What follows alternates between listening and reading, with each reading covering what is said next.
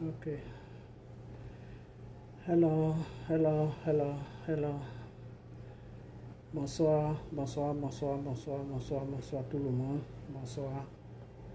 Bonsoir l'Afrique, bonsoir la Côte d'Ivoire, bonsoir de partout que vous êtes dans le monde. Je vous dis tous bonsoir. J'espère que tout va bien chez vous.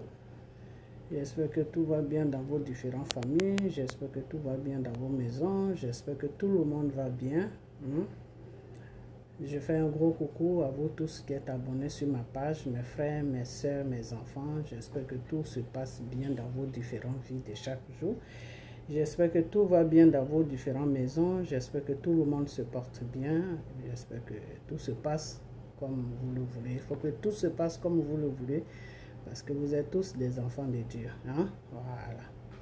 Donc, ce soir, on va parler un peu. Bon, je suis un peu fatigué. Hein? Je suis un peu fatigué en ce moment. Bon, je ne dors pas beaucoup la nuit. Je dors pas beaucoup la nuit. Et puis, bon, le matin, je dois aller à mes occupations. Donc, ça fait que je suis vraiment fatigué. Mon visage est un peu fatigué. Excusez-moi. Voilà. Donc, ici, il est le soir. Voilà. Ici, il est 6 heures. Voilà. Donc, je fais cette vidéo. Alors, il faut que tout aille bien chez vous. Voilà, il faut que tout aille bien chez vous parce que vous êtes tous des enfants de Dieu. Et puis, ne vous séparez jamais de la parole de Dieu qui est la Bible. Ok? Voilà, parce que c'est dans la parole de Dieu que vous allez comprendre beaucoup de choses et c'est dans la parole de Dieu que vous allez commencer à savoir ce que le Seigneur aime et ce qu'il n'aime pas. Et c'est par la parole, c'est dans la parole de Dieu que vous allez changer, que votre vie va changer parce que quand tu lis la parole de Dieu, ça te dit de faire ça, de faire ça, de faire ça. Et en lisant la parole de Dieu, c'est comme ça que le Saint-Esprit va vous toucher. Vous comprenez? Parce que des fois, tu n'as pas besoin de faire grand-chose. Hein. Dans le Seigneur, tu n'as pas besoin de faire grand-chose. Il suffit seulement, Dieu peut te dire des fois, lis ma parole. Lis seulement ma parole et par sa parole, il va toucher ta vie. Et c'est par sa parole que tu vas le connaître. C'est en lisant sa parole chaque jour, quand tu as le temps, au moins, même dans la semaine, si tu n'as pas le temps, tu lis seulement un seul passage. Hein? Un seul passage, tu lis un seul passage. Chaque jour, tu fais ça. Quand tu as le temps aussi, tu prends ton temps, tu lis la Bible. Et à travers la parole de Dieu, tu vas voir, vous allez voir, Dieu va toucher vous. Dieu va toucher vos différentes vies sans même que vous vous rendez compte. Avec Dieu, là, il n'y a pas grand-chose à faire. Ce n'est pas du maraboutage, ce n'est pas de la magie, non. Il suffit seulement de lire sa parole et puis il te touche. Il suffit seulement d'être dans la prière devant sa face chaque jour et puis il te touche. Il suffit seulement d'être dans les jeûnes et puis il te touche. Donc Dieu peut te toucher à travers ce que toi-même, l'acte que tu poses. Si tu jeûnes souvent, l'Esprit de Dieu peut venir te toucher. Toucher, ça veut dire qu'il peut s'installer dans ta vie. Et si jamais il a envie de travailler avec toi, il peut commencer à travailler avec toi. Puis un matin, tu attends sa voix comme si tu attendais la voix de quelqu'un qui est en face de toi. Et puis voilà, ça part comme ça. Vous comprenez? Tous les grands prophètes là qui sont dans les Bibles, c'est comme ça que Dieu les a touchés. Hein. Ils se sont approchés de Dieu. Quand tu t'approches de Dieu, eh ben lui, il s'approche de toi. Et puis voilà. Si tu es fait pour qu'il passe par toi pour toucher ses enfants ou pour travailler avec toi, tu vas voir qu'il va te toucher. Sans même que tu te rends compte, il va te toucher. Mais si tu es loin de lui, comment il peut te toucher? Il ne peut pas te toucher. Et c'est pour ça que je vous dis chaque jour que approchez-vous de la parole de Dieu qui est la Bible. C'est-à-dire la Bible là, doit faire partie de ta vie de chaque jour. De chaque jour. La Bible là, tu dois la mettre dans ton sac à main.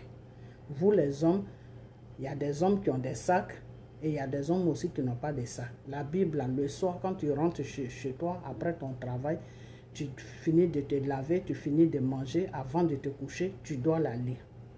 Et c'est comme ça que l'Esprit de Dieu peut venir te rendre visite dans ton sommeil. Ou bien ça peut te montrer des choses qui sont dangereuses pour toi, dans lesquelles où tu es, et puis toi-même tu ne te rends pas compte. Dieu peut te montrer ça dans ton sommeil, dire que mon fils ou ma fille, voilà ta vie, voilà ce que tu fais, et puis ta vie n'avance pas. Vous comprenez? Parce que à chaque fois quand je vous dis, restez dans la parole de Dieu, lisez la parole de Dieu. Je ne vous explique pas pourquoi il faut lire la parole de Dieu, mais un autre jour, je vais maintenant commencer à faire des vidéos sur ce genre de sujets et puis vous allez mieux comprendre pourquoi je vous dis de ne jamais vous séparer dans la parole. À travers la parole de Dieu, Dieu peut te toucher. Peut-être que Dieu t'a mis sur... Parce que nous tous qui sommes venus sur la... Nous tous que Dieu a mis sur la terre, nous sommes sur la terre pour une mission. Si quelqu'un dit qu'il est sur la terre dans le vide comme ça, c'est faux. Dans le calendrier de Dieu, Dieu nous a créés là. Et nous sommes sur la terre. Nous sommes sur la terre pour une mission. Parce que c'est Dieu qui permet que tes deux parents se croisent. Et c'est Dieu qui permet aussi que ta maman tombe enceinte de toi. Ça, c'est Dieu qui le permet. Il y a des femmes qui sont mariées et qui n'ont pas d'enfants. Parce que, pourquoi ils n'ont pas d'enfants? Ce n'est pas parce que Dieu a décidé que ces femmes-là ne doivent pas avoir d'enfants. Non, c'est faux. Des fois, il y a des femmes qui n'ont pas d'enfants et puis les gens disent, ah, c'est la volonté de Dieu. Non, ce n'est pas la volonté de Dieu. La volonté de Dieu ne t'a pas dit qu'il t'a mis sur la terre pour que tu sois malheureux. Non, Dieu ne travaille pas comme ça. Ce n'est pas la volonté de Dieu. Tout ce qui t'arrive, qui te rend malheureux, ce n'est pas la volonté de Dieu. C'est la volonté de toi-même et l'ouverture que tu as faite dans ta vie. Et puis Satan est venu te prendre ce que Dieu t'a donné. Donc c'est toi-même ta faute. Vous comprenez? Des fois, il y a des femmes qui sont mariées, elles ont tout. Elles se marient avec des gens, ils ont tout. Dieu les a donné tout, la beauté, la richesse, tout. Mais elles sont dans les foyers, elles n'ont pas d'enfants. Pourquoi? Parce qu'elles ont ouvert une porte dans leur vie sans se rendre compte. Et puis Satan est venu prendre le bonheur que Dieu les a donné, qui est l'enfantement. Vous comprenez? Satan est venu bloquer ça. Donc ça fait que tu es dans le foyer, tu n'as pas d'enfant. Et l'homme, quand il est fatigué de ça, il peut te mettre dehors. Parce que si lui n'a pas d'enfant, que tu le rencontres, que tu ne peux pas faire d'enfant, eh bien, il sera obligé de te laisser. Ça ne sera pas de sa faute. C'est un être humain. Si c'est quelqu'un qui est dans le Seigneur, il peut comprendre, il peut prier pourquoi il n'y a pas d'enfant. Et Dieu, par la grâce de Dieu, Dieu peut lui montrer pourquoi il n'y a pas d'enfant. Mais si c'est quelqu'un qui ne prie pas, il va te laisser. Et tu vas faire des garçons à garçons, des garçons à garçons, des garçons à garçons. Pourquoi? Parce que tu ne peux pas donner même un seul enfant à un homme. Donc, des fois, les gens disent, non, c'est la volonté. Non, Dieu nous a créés tous sur la terre. Le Seigneur a dit dans sa parole, c'est pour ça que hier, je vous ai parlé, je vais vous faire une vidéo sur la parole. Le Seigneur a dit dans sa parole que toute femme, quand Dieu a mis Adam et Ève dehors de son royaume, qu'est-ce qu'il a dit? Il a dit, toi l'homme, tu souffriras pour nourrir ta famille. C'est-à-dire, toi l'homme là, tu vas souffrir pour nourrir ta famille. Pourquoi Dieu a dit ça? Parce que la voie que Dieu voulait nous donner, le bonheur que Dieu voulait nous donner, Adam et Ève, ils ont arrêté ça par le péché que Satan les a amenés et puis ils ont pris. Donc Dieu n'a pas pu accomplir tout ce qu'il devait accomplir dans la vie d'Ève et dans la vie d'Adam et Ève. Et puis, Dieu était obligé de les faire sortir de son royaume parce qu'ils étaient déjà dans un péché. Et Dieu ne pouvait plus vivre sur le même toit avec eux parce que Dieu est saint. Il n'y a pas de péché en lui. C'est pour ça que Satan joue avec lui parce qu'il n'y a pas de péché à lui et il ne peut pas détruire Satan. Tout ce qu'il peut faire à Satan, c'est une punition. Et la punition de Satan, c'est quoi? C'est l'enfer, c'est le feu. Vous comprenez? Il va rester dans le feu toute sa vie, il va rester dans le feu. C'est pour ça que Dieu a créé l'enfer pour Satan. Quand Dieu avait créé la terre, le monde, il n'y avait pas l'enfer. C'est quand Satan a amené comment on appelle ça? Il a amené son péché dans le royaume de Dieu. C'est à partir de là que Dieu a créé l'enfer pour Satan, pour ce qu'il a fait. Vous comprenez? Donc, quand le Seigneur a créé l'homme, après il a créé la femme pour dire à l'homme que oui, je vais te donner une femme qui va être ta compagnon pour ne pas que tu t'ennuies. Et quand le Seigneur a fait cela, le Seigneur et qu'ils sont rentrés dans le péché, le Seigneur a dit à Adam que toi, le bonheur que je devais te donner, à travers toi, le monde dans lequel où je l'ai envoyé allait avoir ce bonheur. Le monde, c'est nous. Allait avoir ce bonheur. Ce bonheur-là, je ne pourrai plus te donner. Donc, toi, Adam, tu vas souffrir au front de ta... Tu vas souffrir à la sueur de ton front pour nourrir ta famille. C'est pour ça qu'il y a la souffrance sur la terre.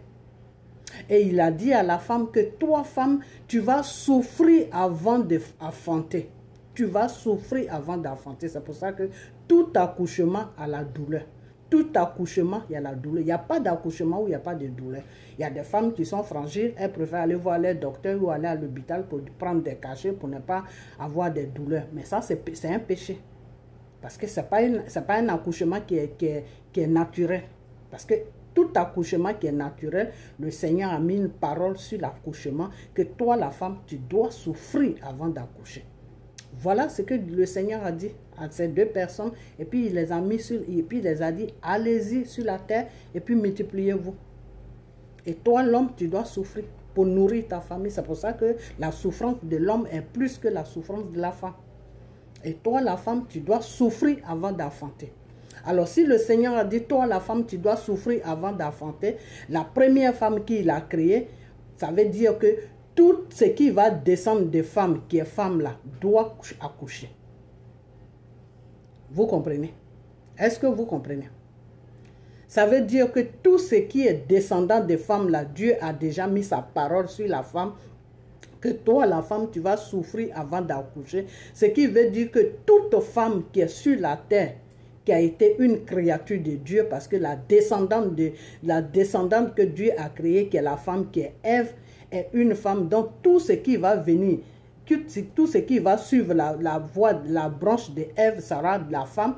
Donc ce qui veut dire que toute femme qui est sur la terre doit enfanter. Parce que Dieu n'a pas maudit l'enfantement.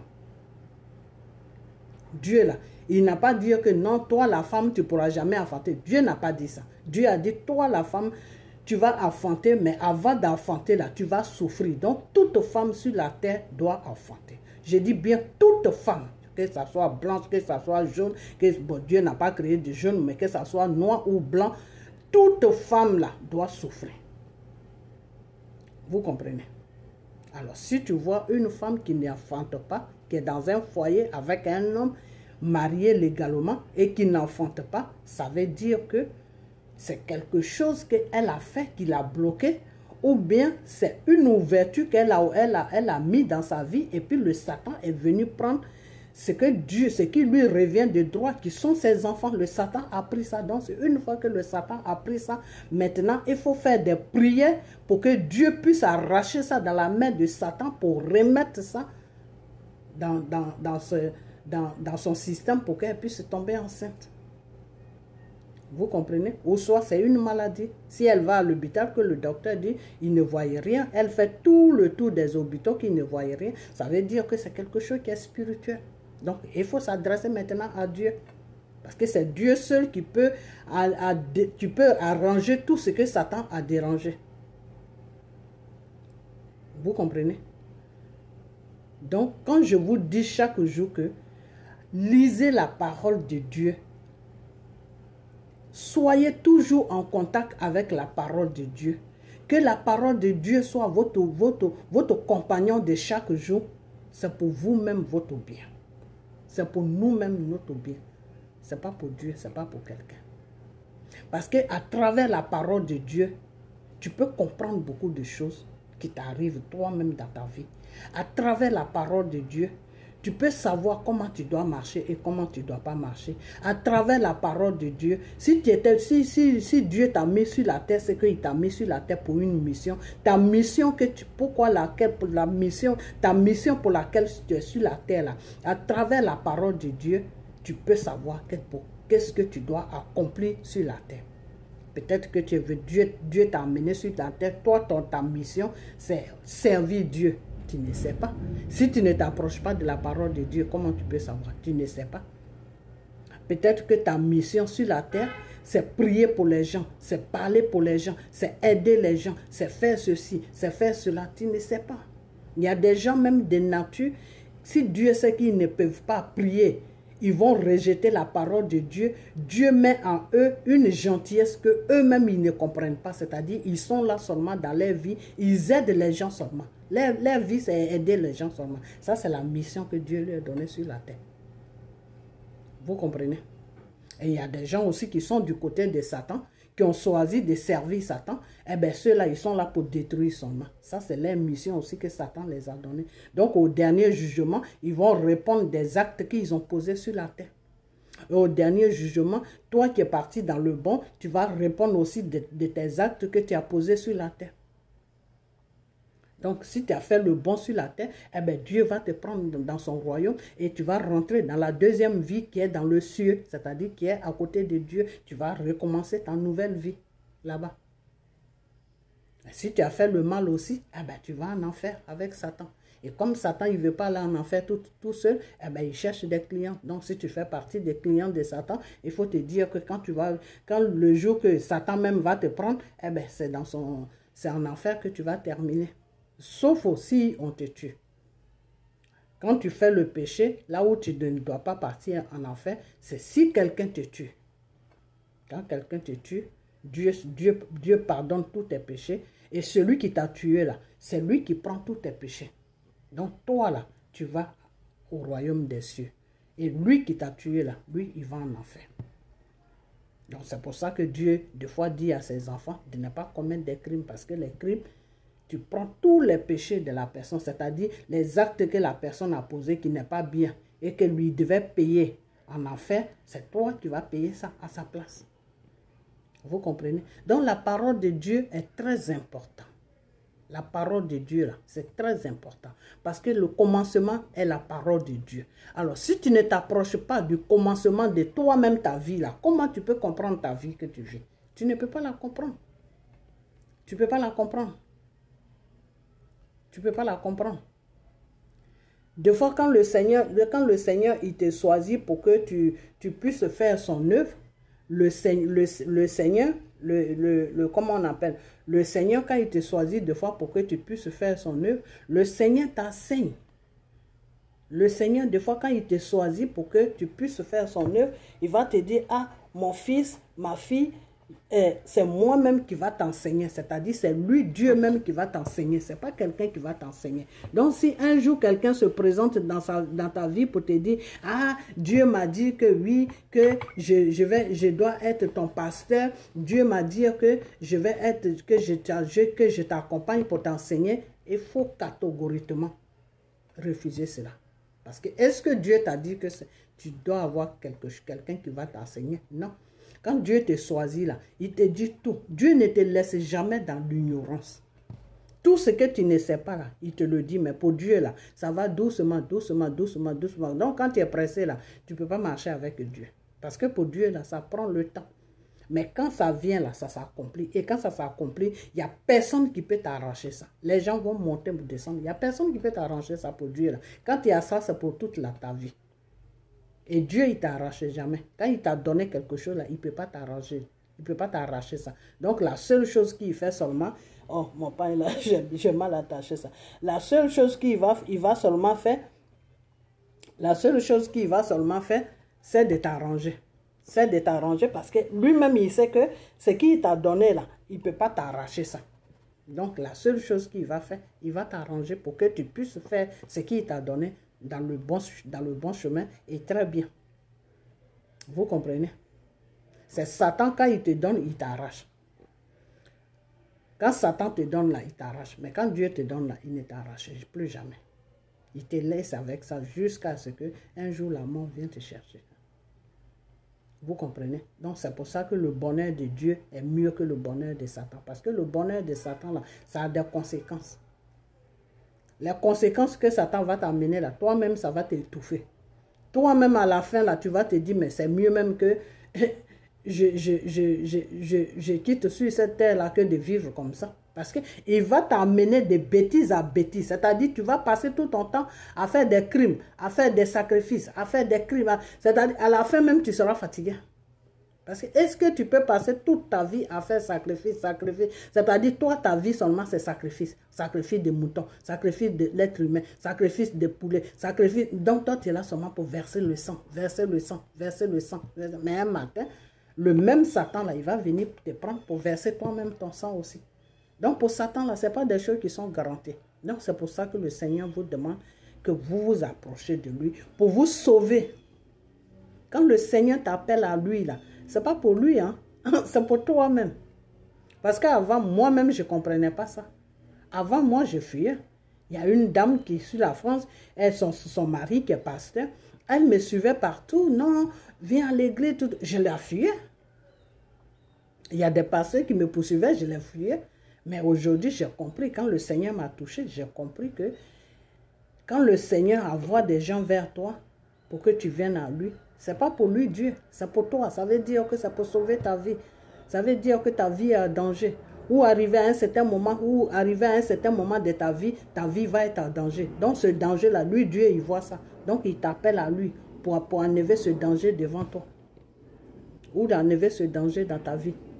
Vous comprenez? Donc la parole de Dieu est très importante. Accrochez-vous à la parole de Dieu parce que la parole de Dieu va vous montrer le chemin que vous devez suivre dans vos vies de chaque jour sur la terre. Ok? Voilà. Donc je vais m'arrêter là. Sur ceux qui veulent comprendre plus en profondeur de tout ce que je dis, ils n'ont qu'à seulement m'écrire parce que bon, moi, des fois, c'est des choses que je connais, donc bon, j'aime pas trop rencontrer ça. Mais ceux qui veulent savoir vraiment qu'est-ce qui se passe, ils n'ont qu'à m'écrire sur ma page et que voilà, puis je vais faire des vidéos spéciales pour qu'ils puissent comprendre mieux. Ok, donc maintenant, ce que je vais vous dire dans cette vidéo, partagez la vidéo, partagez-la pour que cette vidéo arrive partout parce que si ça vous aide, ça peut aider beaucoup de gens. Vous comprenez? Voilà. Donc, partagez la vidéo. Partagez-la s'il vous plaît, partagez-la. Ne restez pas seulement sur ma page pour voir mes vidéos, tout. Partagez les vidéos pour que ça aille plus loin parce que ça peut aider. Le Seigneur a dit, quand je te donne là, c'est pour que tu donnes aussi à ton prochain. Donc, quand je vous donne ce que le Seigneur me donne là, c'est pour que vous donnez aussi à d'autres personnes qui sont dans l'ignorance, qui ne connaissent pas tout ça. Parce que le Seigneur a dit, par manque de connaissance, mon peuple périt. Vous comprenez? Donc, quand le Seigneur nous apprend chaque jour, c'est pour ne pas qu'on soit dans l'ignorance pour périr sur la terre. Voilà. Donc, partagez les vidéos. N'importe quelle vidéo que vous voyez qui parle de Dieu, qui parle de la vie, partagez. Qui parle de la politique de la Côte d'Ivoire, partagez parce que c'est pour sauver les vies, c'est pour arranger des situations des gens. Voilà, c'est pas le mal qu'on fait. Ok, donc partagez les vidéos, hein, mes enfants, mes frères, mes soeurs, partagez mes vidéos, partagez les vidéos d'autres personnes aussi, ok, pour que nos voix puissent aller loin, pour que dans la vie, là, tous ceux qui font le mal ou qui ne sont pas bien ou qui dirigent mal les pays, ils vont changer ou ils vont quitter.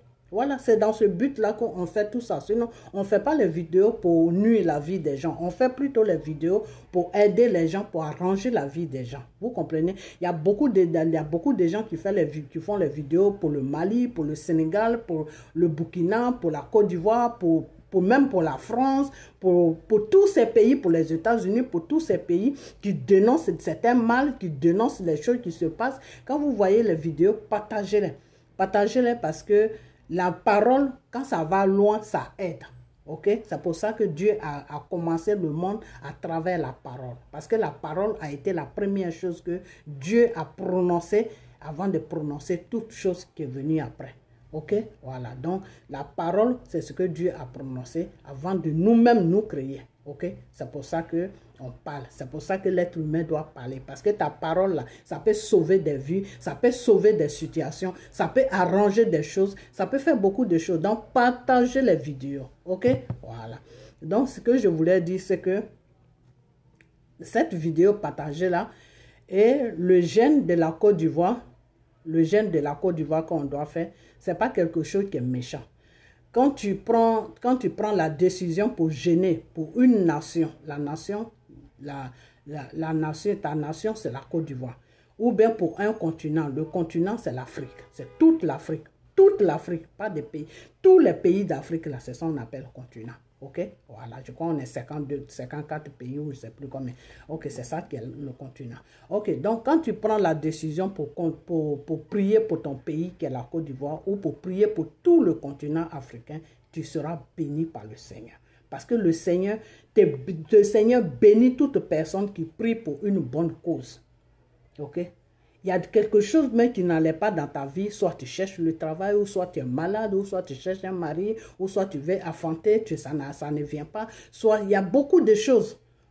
Il y a beaucoup où quelqu'un veut te faire du mal, il est en train de faire un plan pour venir te tuer, ou bien pour faire n'importe quoi. Je dis bien n'importe quoi, tout ce qui est mal là. Quelqu'un, c'est en train de venir, c'est en train de se préparer pour venir dans ta vie, et puis tu pries pour ton pays. Tu pries à Dieu pour que Dieu puisse arranger la situation qui est sur ton pays.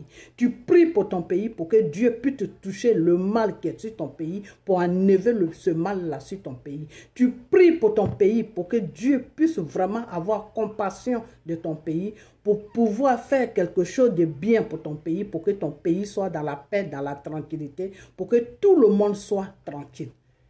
Et cette prière-là, si Dieu l'a acceptée, si Dieu a compris cette prière-là, ta vie sera bénie. Ta vie sera bénie. Parce que le Seigneur a dit, quand tu pries pour mon enfant, je te bénis. C'est pour ça que Dieu nous demande souvent de prier pour les gens. Quand Dieu te demande de prier pour quelqu'un, c'est pour savoir si ton cœur est bien, si ton cœur est blanc, si ton cœur accepte ton prochain. C'est tout. C'est tout, hein? C'est tout le secret, il est là. Quand Dieu te demande, prie pour celui-là, Dieu veut voir ce que tu vas faire. Si tu dis, ah, moi, pourquoi j'ai prié pour lui? Moi-même, j'ai des problèmes, je vais aller prier pour les gens. Dieu t'a déjà vu, Dieu a dit, d'accord, toi, mon fils, là, toi, ma fille, là, tu n'es pas bien. Donc, ta vie, là, sera bloquée là où ça est. Tout ce que tu cherches, là, tu ne peux pas avoir ça. Parce que ton cœur n'est pas bien. Parce que Dieu n'aime pas la méchanceté. Vous comprenez? Donc, quand tu prends la décision de prier pour ton pays, pour que tout ce qui se passe sur ton pays, tu n'as pas besoin de dire non, telle personne n'est qu'à mourir. Il ne faut jamais prier pour la mort de quelqu'un. C'est un péché devant Dieu. Jamais. Non, on ne prie pas comme ça. Tu pries tout simplement, tu dis, Seigneur, mon pays ne va pas bien en ce moment. Tout ce qui se passe sur la Côte d'Ivoire, toi, Dieu même, tu vois ça. La souffrance, tu vois ça. L'opprimation, tu vois ça. Les crimes, tu vois ça. Oh Seigneur Jésus. Nous, tes êtres humains qui sommes sur la Côte d'Ivoire, eux qui sommes en dehors de la Côte d'Ivoire, quand on voit ça, on a mal au cœur. Ça nous coupe le sommeil. Que tout cela change, Père, car c'est toi seul qui a le pouvoir de changer cela.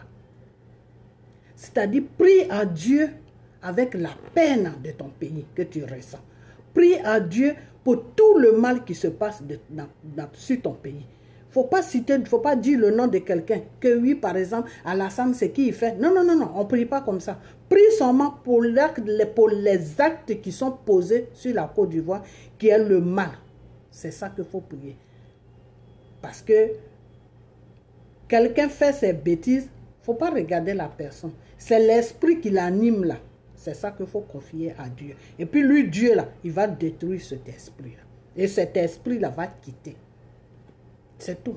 Donc la prière, on doit amener ça dans ce sens-là. Vous comprenez? On doit amener la prière dans ce sens-là.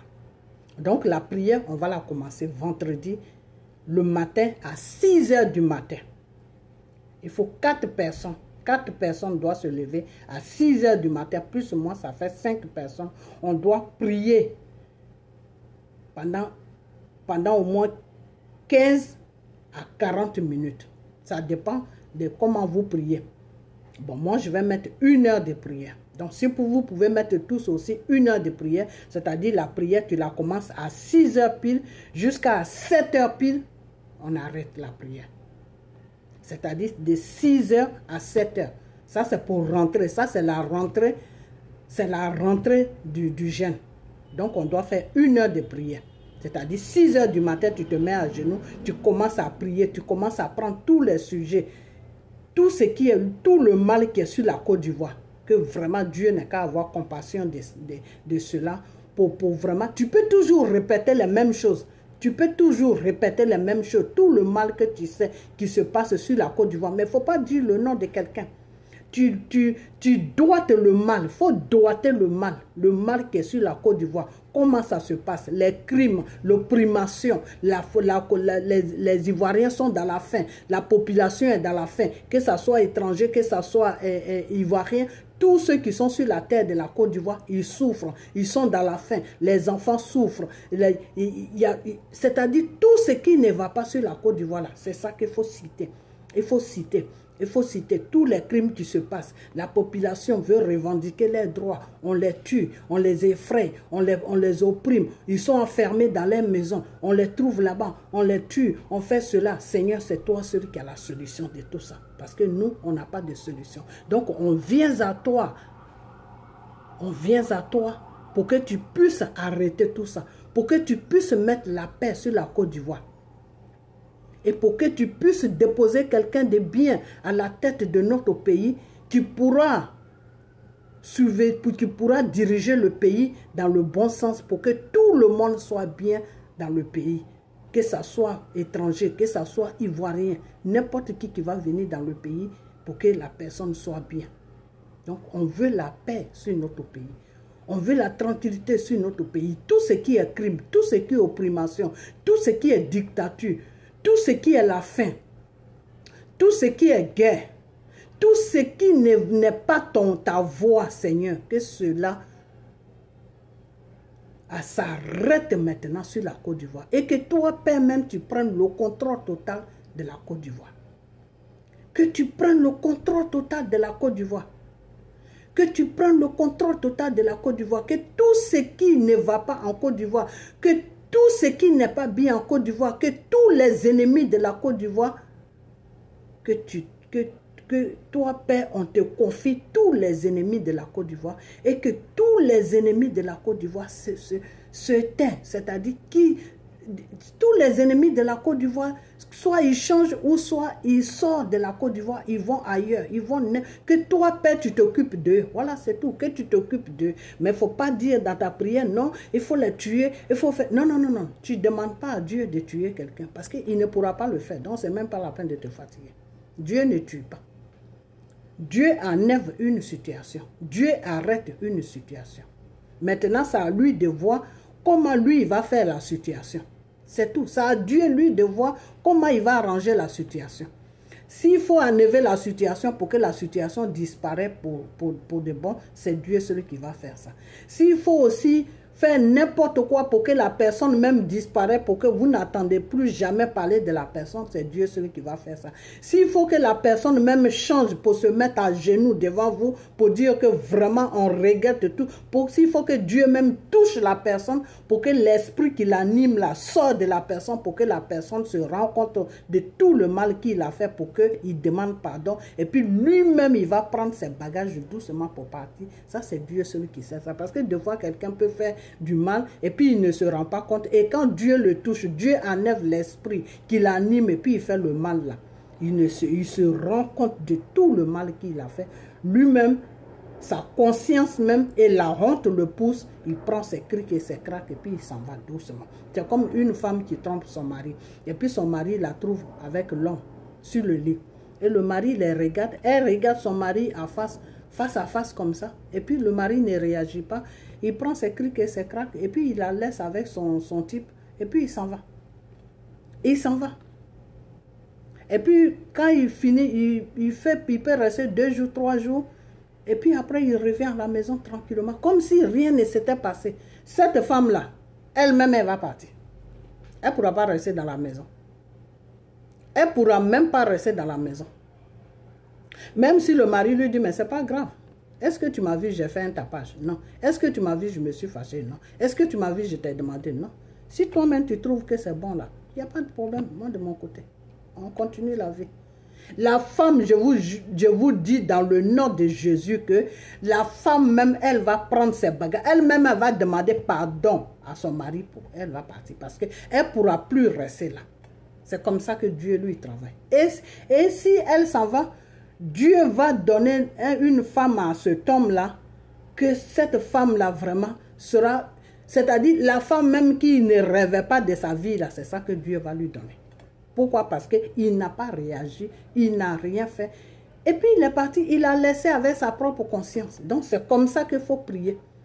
C'est-à-dire, il faut prier de sorte que il faut tout déposer dans la main de Dieu. Pourquoi? Parce que toi, tu souffres. Parce que ta famille souffre. Parce qu'il y a des crimes que tu n'arrives pas à accepter, que tu n'arrives pas à dormir avec, que tu n'arrives pas à vivre avec. Tu as peur pour ta famille. Qu'un jour, on t'appelle, on te dit, oui, ils sont descendus dans ta cour, ils ont découpé les gens. Donc, tu as mal pour tout ça. Donc, c'est pour ça que tu vas vers Dieu pour lui demander que c'est lui, Dieu, celui qui a l'autorité et qui a le pouvoir de changer toute situation et d'enlever toute situation et d'arrêter toute situation. Donc, toi, maintenant, tu vas vers celui-là même qui peut faire ce qui est bien, tu vas vers lui pour que lui, il fasse ce qui est bien pour le pays, pour tout le monde. Donc, quand tu pries, il ne faut pas mettre la main dedans. Il ne faut pas demander à Dieu, oui, il faut tuer ceci, il faut tuer. Non, non, non. Demande tout simplement à Dieu qu'il n'a qu'à faire ce qui est bien pour le peuple. Parce que le peuple souffre. Parce que toi-même, tu souffres. Parce que toi-même, ta famille est là-bas, donc tu souffres.